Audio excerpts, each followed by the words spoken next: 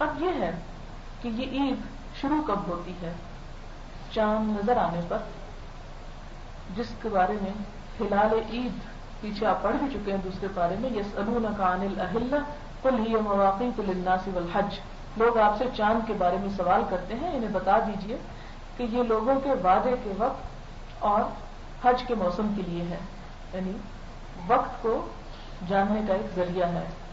عید کو پہچاننے کا ذریعہ بھی یہ چاند ہی ہے. اب یہ ہے کہ جس رات کو عید ہوتی ہے، جسے ہم چاند رات کہتے ہیں یا شب عید کہتے ہیں، اس رات کو عموماً لوگوں کے اندر خوشی کی ایک لہر دوڑ جاتی ہے، اور اس خوشی کے اظہار کے لیے لوگ مختلف طریقے اختیار کرتے ہیں. اللہ سبحانہ وتعالی اپنے فرشتوں سے پوچھتا ہے، اور فرشتے بھی اس وقت دنیا والوں کی عید پر خوش ہو رہے ہوتے ہیں. ان سے پوچھتا ہے کہ بتاؤ جب مزدور اپنی مزدوری پوری کر چکے تو اس کی کیا جزا ہے؟ یعنی ان میرے بندوں نے پورا مہینہ روزے رکھے، نمازیں پڑھی، قرآن پاک پڑھا، اب ان کی جزا کیا ہے؟ وہ عرض کرتے ہیں کہ اس کی پوری پوری اجرت ملنی چاہیے، اس کا بدلہ ملنا چاہیے.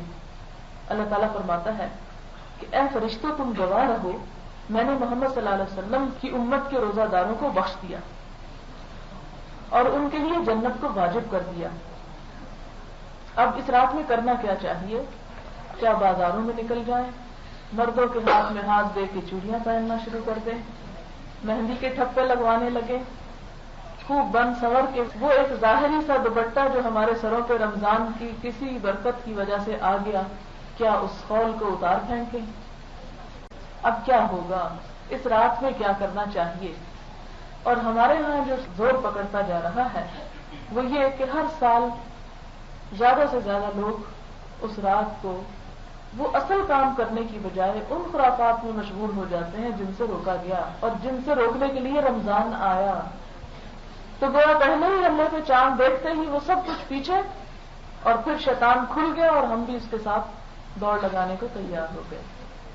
اب آپ دیکھیں کہ اس رات کو کرنا کیا چاہیے؟ بازاروں میں گھومنا پھرنا، شور شرابہ نہیں. اس بات کی دعا کریں کہ یا اللہ یہ رمضان پھر ہمیں دوبارہ لوٹا دے، کیونکہ حضور صلی اللہ علیہ وسلم نے فرمایا اگر تم لوگوں کو یہ معلوم ہو جائے کہ رمضان کے کتنے فوائد اور کتنی برکات ہیں تو تم تمنا کرو کہ کاش رمضان کبھی ہم سے دور نہ جائے. اسی لیے اہل ایمان عید کا چاند نظر آنے پر جہاں خوش ہوتے ہیں وہاں ان کی آنکھوں سے آنسو بھی چھلک جاتے ہیں، کیونکہ وہ اس عظیم مہینے کے رخصت ہونے پر اداس بھی ہو جاتے ہیں. عید کی صبح ہو گئی، رات گزر گئی، صبح ہو گئی، اب کیا کرنا ہے؟ ہر طرف چہل پہل ہے. آج کے دن اللہ تعالیٰ بے شمار فرشتوں کو روزہ داروں کے استقبال کے لیے رضاکارانہ حیثیت سے ہر گلی کوچے اور راستوں میں کھڑا کر دیتا ہے. ہر طرف فرشتے پھیل جاتے ہیں عید کی صبح کو، اور آپ دیکھتے ہوں گے کہ عید کی صبح کا سورج ایک خاص قسم کی تسکین اور ایک خاص قسم کے روشنی کے ساتھ نظر آتا ہے.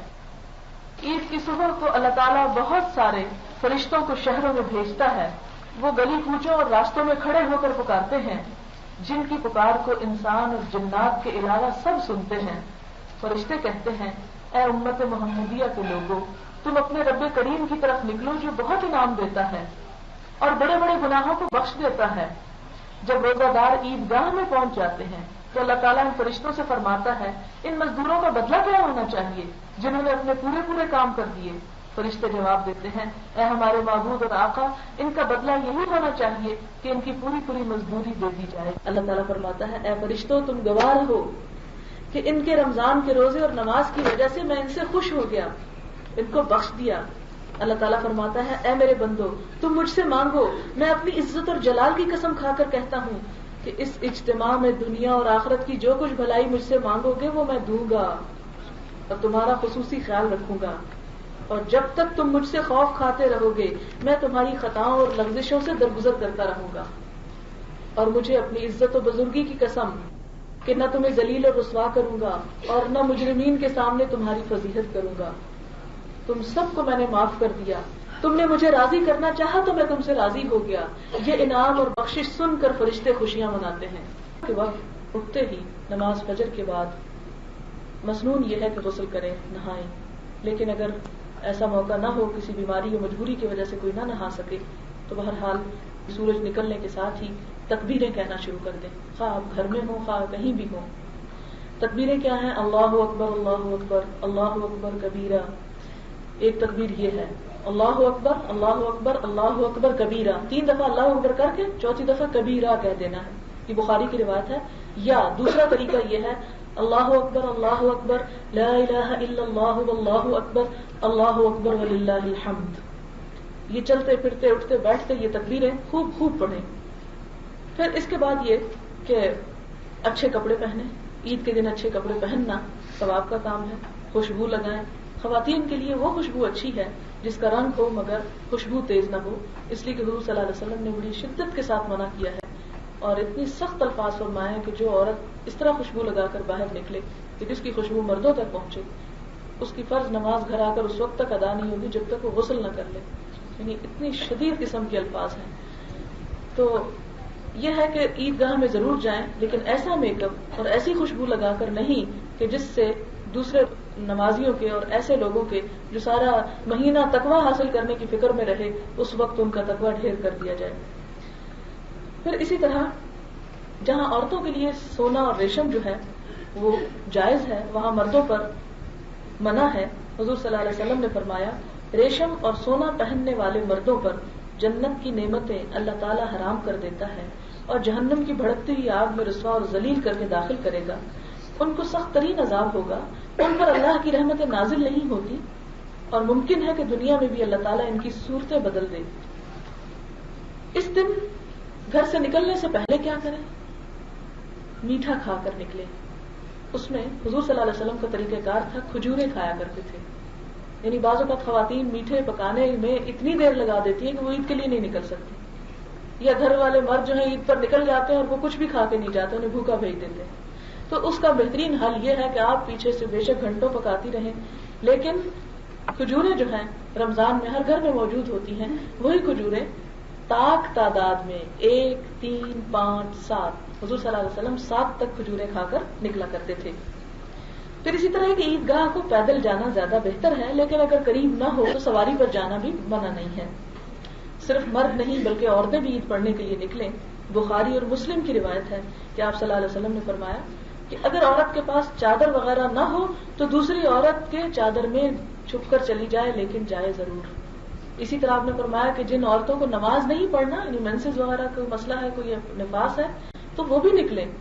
اس پر صحابہ کرام نے حیرت کا اظہار کیا، وہ کیوں نکلے؟ آپ نے فرمایا ہاں وہ نکلیں، مسلمانوں کی قوت کو دیکھیں اور دعا میں شریک ہوں، اس لیے کہ اس دن کی دعائیں رد نہیں ہوتی۔ لہذا جو کچھ پکانا ہو رات کو کپڑے تیار کر کے سب کچھ رکھ چھوڑیں اور صبح جلد از جلد نکلنے کی کوشش کریں، بچوں کو بھی لے کر نکلیں۔ پھر آگے دیکھیں، عید کی نماز ہے وہ عیدگاہ میں ادا ہونی چاہیے، مسجدوں میں نہیں۔ عموماً ہمارے ہاں یہ فیشن بن گیا کہ ہر مسجد میں چند لوگ کھڑے ہو جاتے ہیں اور عید پڑھنا شروع کر دیتے ہیں، یہ طریقہ کار درست نہیں ہے۔ کھلے میدان میں بڑی جگہ پر نماز پڑھنی چاہیے۔ پھر اسی طرح یہ کہ وہاں پر جا کر خطبہ سننا جو ہے وہ انتہائی ضروری ہے۔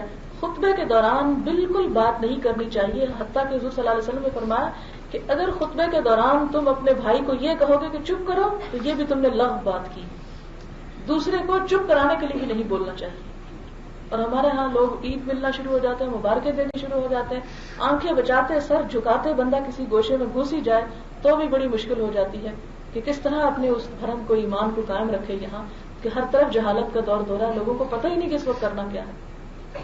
اس لیے آپ اگر جائیں عیدگاہ تو ملنا ملانا بعد میں کریں، پہلے تو تکبیریں پڑھیں زیادہ سے زیادہ، اور پھر اگر خطبہ شروع ہو جائے تو خاموشی کے ساتھ اس خطبے کو بیٹھ کر سنیں۔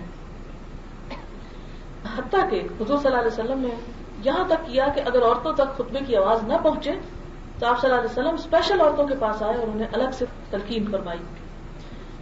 اب یہ ہے کہ جب نماز شروع ہو جائے تو تکبیریں بند کر دی جائیں، اس وقت عید کی نماز کے علاوہ اور کوئی نماز نہ پڑھی جائے، نہ کوئی نفل نہ کوئی فرض نہ کوئی اور۔ یہ نہیں کہ آپ جائیں تو کہیں اچھا بڑا دل چاہ رہا ہے میں نفل پڑھ لوں ذرا 4-5، نہیں، اس وقت صرف عید کی نماز ہوگی۔ اور پھر اس کا طریقہ کار کیا ہوگا، وہ جیسے امام پڑھے گا ویسے ہی پیچھے پڑھ دیں۔